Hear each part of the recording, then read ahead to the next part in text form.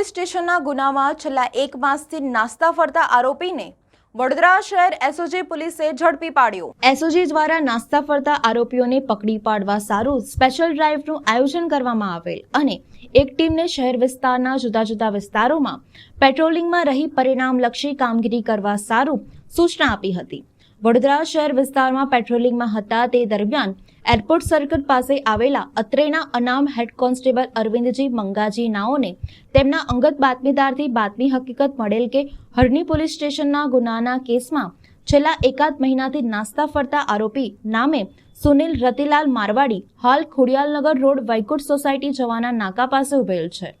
જે બાતમી હકીકત મળતા એસઓજીની ટીમ માણસો વીઆઈપી રોડ વૈકુંઠ 2 સોસાયટીના નાકા પાસે જઈ બાતમી હકીકતવાળા ઈસમને પકડી પાડી સદર ઈસમની પૂછપરછ કરતા હરણી પોલીસ સ્ટેશનના ગુનામાં નામ વોન્ટેડ આરોપી તરીકે નામ આવેલ કાયદેસરની કાર્યવાહી કરી આગળની વધુ તપાસ માટે હરણી પોલીસ સ્ટેશન ખાતે સોંપીને કાયદેસરની કાર્યવાહી હાથ ધરી છે।